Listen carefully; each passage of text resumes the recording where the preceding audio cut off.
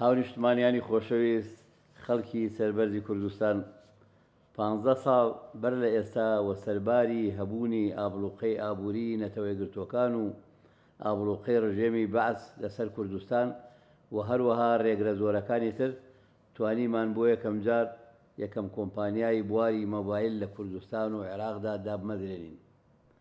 سلێمانی بوو بە وێزگەی پەخشبوونی ئەم تەکنۆلۆژیا گرنگە کە لە ڕۆژی 6/2/2001 ئاسیاسیال لەدایک بوو.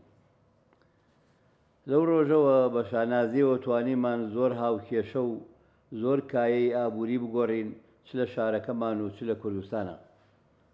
توانیمان لە ماوەی چەند ساڵێکدا فراوان بین و پەل بکێشین بۆ هەموو کوردستان.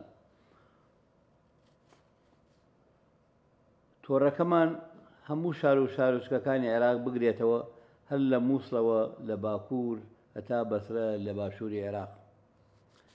ئاسیاسیال سەرکەوتنێکی گەورەی تۆمار کرد، بووینە کۆمپانیایەکی پڕقازانج و پردەستکەوت. هەر بۆیە توانیمان قازانجی ئاسیاسیال بخەین لەناو بازنەی کار و چالاکی ئابووری جۆراوجۆر و بەشداریەکی گرنگمان کرد لە پێشخستنی ئابووری وڵاتدا.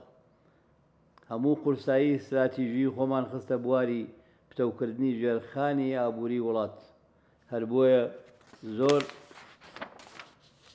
بۆیە زوو دەستمان کرد بە دروستکردنی 2 کارگەی زەبەلاحی بەرهەمێنانی چیمەنتۆ و 2 کارگەی کۆنمان پەرە پێدا کە ئێستا هەموو پێکەوە ساڵانە 6 ملیۆن تەن چیمەنتۆ بەرهەم دەهێنن.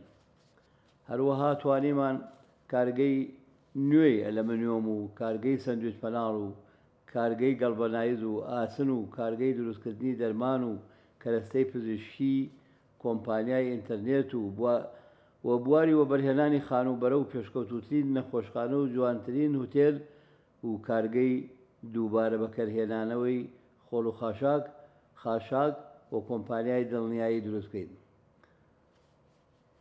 بۆ مێژوو دووپاتی یەکەمەوە کە ئێمە 1 دیناریا 1 سنتمان لە دەرەوەی وڵات نەخستۆتە گەڕ و هەموو سەرمایە و توانە دارایەکانم لە وڵاتەکەمدا خستۆتە کار و هەروواژە بین. لە ئێستا بەڕاستەوخۆ و ناڕاستەوخۆ پتر لە 50,000 کەس کارمەند و خێزانەکانیان لە پرۆژەکانماندا لە کۆمپانیاکانی فاروقخۆردین کارەکەن و سوودمەندن. لە ڕووی شارستانیشەوە توانیمان زانست و بەهرەی 12,000 کارمەند تەنها لە کۆمپانیای ئاسیاساڵ پەرە پێ بدەین، پێیان بگەێنین لە بارێکی پشکۆلە یانزمەوە بۆ بارێکی بەرەو ژوور و سەرکەوتوو. ڕاهێنانمان پێکردوون و دەیان کەسمان سپۆنسەر کردووە بۆ خوێندنی باڵا و سەدان کەس لە خوێندنەکانی زانستگا و پەیمانگاکان. ملیۆنەها دۆلارمان بەخشیوە زانکۆکان و دەستگا ئەکادیمیەکانی تر. لە بواری خێرخوازی بەرپرسیارەتی کۆمەڵایەتیدا پێشەنگ بووین و پاڵپشتی دارایی هەزاران پرۆژەمان کردووە لە بوارەکانی ژنان و لاوان و خوێندکاران و زانکۆ و پەیمانگاکان، هەروەها ڕۆژنامە و میدیا ڕازگۆ ئەهلیەکان و بە بواری تەندروستی، ژینگە، وەرزش، خاوەن پێداویستێ تایبەتیەکان، ئاوارەکان و هەژاران و لێخۆماوان، بۆ مناڵان، بۆ ئەدەب و هونەر و خزمەتکردنی کەسوکاری سەربەرزی شەهیدانی کوردستان. لێرە مەبەستمەوەیە کە هەرچی دەستکەوتێکمان ئەبێ بووە و ئەبێ لە ئاسیاسیالدا و لە ئەو شوێنانەی کە هەمانە قازانجی لێەکەین دیسانەوانێ سەرفی ئەەکەینەوانێ لەو بوارانە کە خزمەتی گەلەکەمان و وڵاتەکەمان بکە. ئەمە هاندەرێک بێت بۆ خاوەن پارەکان، خاوەن پرۆژەکان، بەڵکو هەموو پێکەوە بتوانین بارێکی ئابووری تازە دروست بکەین و یارمەتی دەربین بۆ تێپەڕبوونی ئەم قەیرانەی کە ئێستا لە کوردستانە هەیە. هەرچۆن شانازیەکەین بەوەی کە پێشکەوتوترین سیستمی کاریگەڕی و یاسایی و دارایی مارکێتینگ و کۆسومەر سەرڤیز و کوالیتیمان هێنایە کوردستانەوە بەهۆی ئاسیاسیالەوە توانیمان بە پێی ستاندەرد و ستاندەردە نێودەوڵەتیەکان هەزاران کارمەندی خۆمان پەروەردە بکەین. پەروەردە مەبەستمان ئیشکردنە و پێشخستنی کەسانی کە ئیژەکەن لەگەڵمانە بەرەو پێشووتر بەرەو وەرگرتنی زانستی تازەی هەموو دنیا. هاوڵاتیانی خۆشەویستی کوردستان، من ئەم خۆناغەی ژیانم لە بواری ئابووری و بزنس بە تەواوکەری 8 ساڵی تەمەنم ئەزانم کە لە چیا سەرکەشەکانی کوردستان وەک پێشمەرگە و گیانفیدای کوردستان بەسرم برد. هەروەها ساڵانێکی زۆریش تێکۆشانی سیاسیم لە کوردستان و عێراقدا کردووە بەگشتی. زۆر سربەستم کە بە پاڵپشتی هاوڕێ و هاوکار و کاربەندە دەسۆزەکانم توانیومە بەهایەکی ئابووری و کارگێڕی دروست بکەم.